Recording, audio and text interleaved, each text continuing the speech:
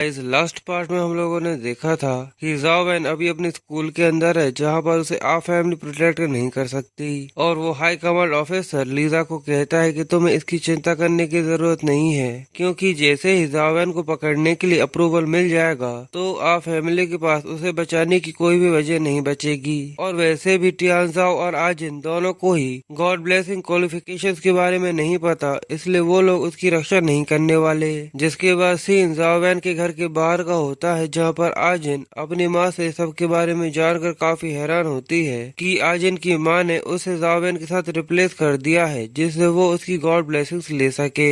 इसलिए आजिन ये चाहती थी कि वो अपनी माँ के सामने अपने आप को प्रूव करे कि वो ज़ाओ वैन से काफी ज्यादा बेहतर है। पर तभी ज़ाओ वैन वहाँ पर आ जाता है और वो आजिन को देखकर काफी हैरान होता है। ज़ाओ वैन आजिन को अपने सामने देखकर कहता है कि आजिन, आखिर तुम यहाँ पर क्या कर रही हो? पर आजिन एक एटीट्यूड वाला फेस बनाते हुए ज़ाओ वैन से कहती है कि वो सन शूटिंग स्किल रियल है, तुम उसे कल्टीवेट कर सकते हो, तुम्हें उसकी चिंता करने की जरूरत नहीं है। पर ज़ाओ वैन आजिन की बात सुनने के बाद अपने मन में सोचता है, आखिर ये यहाँ पर आते ही सन शूटिंग स्पेल के बारे में क्यों बात कर रही है? मैं पहले ही इमोर्टल सूत्रा को कल्टीवेट कर चुका हूँ, जिसकी वजह से मैं चाहकर भी उस सन शूटिंग स्पेल को कल्टीवेट नहीं कर सकता। पर आजिन ज़ाओ वैन को कन्विंस करने में लगी होती है और वो उसे कहती है, अगर तुम्हें मेरे ऊपर भरोसा नहीं है तो तुम इसे अपने फादर को दिखा सकते हो, वो तुम्हें वेरीफाई कर कर बता देंगे कि वो रियल है या फेक। पर ज़ाओ वैन एक लंबी सांस लेने के बाद उसे कहता है कि आजिन, पर आखिर तुमने मुझे वो सन शूटिंग स्पेल क्यों दिया था? आजिन उससे कहती है कि और क्या हो सकता है, मैं ये प्रूव करना चाहती हूँ कि मैं तुमसे लाख गुना ज्यादा अच्छी हूँ। जिसके बाद आजिन ज़ाओ वैन से आगे पूछती है, ज़ाओ वैन, स्कूल में मुझसे हारने के बाद मुझे पता है कि तुम्हें मेरे ऊपर बहुत ज्यादा गुस्सा आया होगा। पर ज़ाओ वैन तो क्लैप करते हुए उसे कहता है कि नहीं, मैं तो सच में तुमसे बहुत ज्यादा इम्प्रेस हो गया था। ये सुनकर आजिन को बहुत ज्यादा गुस्सा आता है और वो ज़ाओ वैन से आगे कहती है, क्या सभी लोगों के सामने हारने के बाद तुम्हें ऐसा नहीं लगा कि तुम्हें मुझसे बदला लेना चाहिए? लोटस पॉन्ड के अंदर मैंने तुम्हारी पावर्स को विटनेस किया था, अगर तुम सन शूटिंग स्पेल को कल्टीवेट करते हो तो तुम जरूर से लेजेंडरी स्टेज के एक्सपर्ट बन जाओगे। जिसके बाद आजिन वहाँ से जाते हुए आगे कहती है, मैं तुम्हारा वेट करूंगी, जब समय आएगा तब हम दोनों में से चुना जाएगा कि आखिर कौन जीतता है। पर ज़ाओ वैन वहीं पर हार मानते हुए आजिन से बोलता है कि मैं अभी हार मानता हूँ। ये बात सुनकर आजिन को बहुत ज्यादा गुस्सा आता है और वो चमकती हुई आंखों के साथ ज़ाओ वैन को पकड़ते हुए कहती है, हम लोगों को फाइट करना ही होगा। और साथ ही आजिन अपने मन में सोचती है, आखिर ऐसे इंसान से मेरी मॉम को इतनी ज्यादा उम्मीदें कैसे हो सकती हैं। जिसके बाद आजिन वहाँ से जाते हुए ज़ाओ वैन से कहती है, अगर तुम्हें एसेंस स्किल क्रिस्टल की जरूरत हो तो मुझे बता देना, मैं तुम्हें वो दे दूंगी। ये पिछली बार की तरह नहीं होगा, मैं पिछली बार की तरह तुम्हारे ऊपर नरमी नहीं बख्शने वाली। जो बोलकर आजिन फिर से अपनी रूम की तरफ जाने लगती है और ज़ाओ वैन उसको चुपचाप से देखता रहता है। जिसके बाद ज़ाओ वैन आजिन के बारे में सोचते हुए कहता है, जब आजिन 13 साल की थी तभी वो लेजेंडरी स्टेज पर ब्रेक थ्रू हो गई थी। वो एक जीनियस लड़की है जिसकी तुलना किसी के साथ नहीं की जा सकती।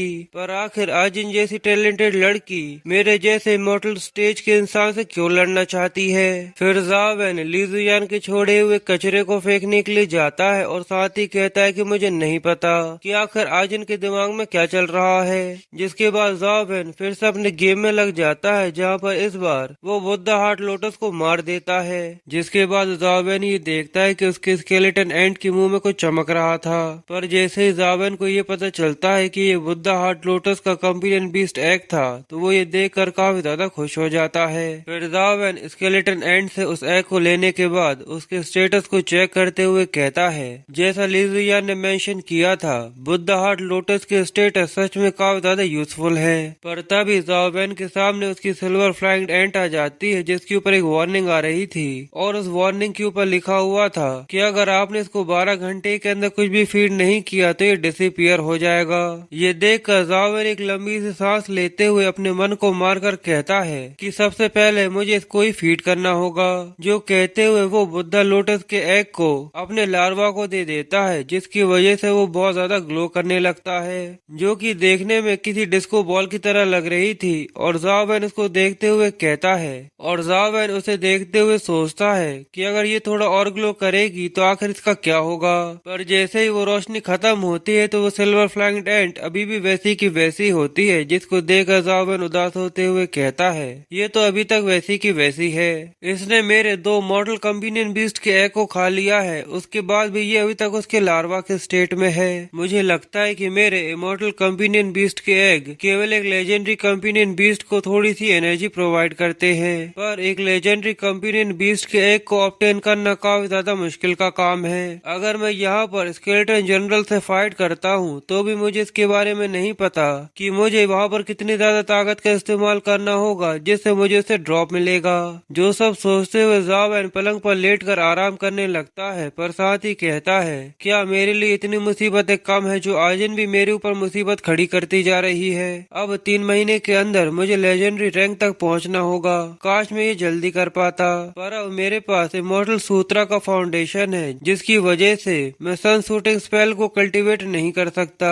और इसके अलावा एक और दिक्कत है कि मुझे इमॉर्टल सूत्रा के अपग्रेड मेथड के बारे में नहीं पता कि आखिर मैं उसे अपग्रेड कैसे कर सकता हूँ। जो सब सोच कर ज़ाओबेन के सिर में दर्द होने लगता है, पर तभी ज़ाओबेन के गेट पर कोई आता है जो गेट नॉक करता है। ज़ाओबेन गेट खोलते हुए देखता है कि वहाँ पर कौन है, पर वो वहाँ पर गाओयान को देखकर थोड़ा सा हैरान हो जाता है। गाओयान ज़ाओबेन को देखते ही कहता है कि सीनियर, क्या तुम्हें मैं याद हूँ। ज़ाओबेन गाओयान को देखकर उससे पूछता है कि आखिर तुम यहाँ पर मुझे ढूंढते हुए क्यों आए हो। गाओयान ज़ाओबेन से कहता है मैं यहाँ पर पास्ट में हुए झगड़ों की वजह से स्पेशली तुमसे माफी मांगने के लिए आया हूँ। ज़ाओबेन उसको देखकर समझ जाता है कि वो यहाँ पर किसी और वजह से आया है और इसी की वजह से वो उससे माफी मांग रहा है। जिसके बाद गाओयान उससे आगे कहता है तो अब हम लोगों के बीच में अगर कोई भी झगड़ा नहीं है तो हम लोग क्यों न एक दूसरे को थोड़ा बहुत जान ले। अब मैंने आज यहाँ पर आकर अपने प्रीवियस मैटर्स की वजह से तुमसे आज माफी मांग ली है। जो कहते हुए गाओयान ज़ाओबेन की तरफ अपना हाथ बढ़ाता है और उसके साथ हाथ मिलाने के लिए इशारा करता है, पर ज़ाओबेन उसे धक्का देते हुए गेट बंद करने लगता है और उसे कहता है कि ठीक है मैंने तुम्हें माफ किया, पर अब मुझे गेम खेलना है, जाओ बाय बाय टाटा। पर गाओयान ज़ाओबेन को रोकते हुए कहता है कि रोको रोको। जिसके बाद वो ज़ाओबेन को आगे बताता है कि असल में मैं यहाँ पर तुम्हारे पास इसलिए आया हूँ क्योंकि मैं किसी चीज को ढूंढ रहा हूँ। जिसके बाद सीन चेंज होता है। गाओयान ज़ाओबेन को एक जगह पर लेकर आ गया था और वो अपने दोस्त से कहता है हाँ फेंग, मैं उसे लेकर आ गया हूँ जिसका तुमने कहा था। हाँ फेंग गाओयान का शुक्रिया करते हुए ज़ाओबेन के ऊपर अटैक कर देता है, जिसे देखकर ज़ाओबेन कहता है सीनियर, अगर तुम मुझसे फाइट करना चाहते हो तो तुम बोल सकते हो, तुम्हें ये सब करने की जरूरत नहीं है। ये देखकर हाफेंग हंसते हुए अपने अटैक को डिसअपीयर कर देता है और कहता है कि तुम तो बहुत ज्यादा शांत हो, जैसा मैंने सोचा था, तुम एक सही इंसान हो।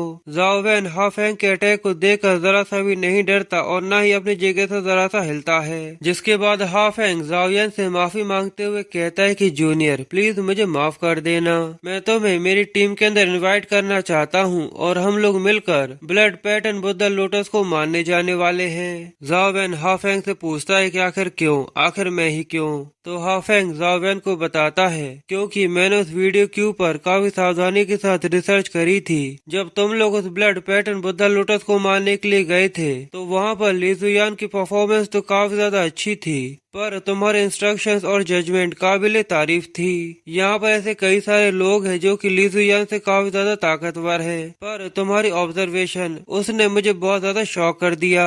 यहाँ तक तुमने ये भी प्रेडिक्ट कर लिया था कि ली जुयान के ऊपर वो अटैक कहाँ पर होने वाला है। जिसके बाद तुमने उस पॉइजनस वाटर टोड को बड़े ही आसानी से सही समय पर मार दिया और मुझे पूरा यकीन है कि अगर तुम्हारे टीममेट ने वहाँ पर प्रॉब्लम खड़ी नहीं करी होती तो तुम लोग वहाँ पर बड़े ही आसानी से लोटस टावर के कोर को भी तबाह कर देते। पर यहाँ पर तुम्हें पिछली बार की तरह अपनी लाइफ को रिस्क में डालकर लोटस पॉइंट के अंदर जाने की जरूरत नहीं है। तुम्हें बस वहाँ पर रहकर हम इंस्ट्रक्शंस देनी होगी कि आखिर हम लोगों को हमारे कंपेनियन बीस्ट को किस तरीके से कंट्रोल करना है। तो बताओ क्या तुम्हें ये कैसा लगा। पर ज़ाओबेन सारी बातें सुनने के बाद हाफेंग के मुंह पर मना कर देता है और साथ ही वो अपने मन में सोचता है क्या सीनियर्स के एक ऐसे ग्रुप को इंस्ट्रक्शंस देना जो काफी ज्यादा एरोगेंट है, इससे अच्छा तो मुझे गेम के अंदर बॉस को हराने में फोकस करना चाहिए। वैसे भी मेरे पास बुद्धा लोटस की काफी ज्यादा अच्छी एबिलिटी है जिसकी वजह से ब्लड लोटस को हराना केवल समय की ही बात है, थोड़े समय बाद मैं उसे हरा दूंगा।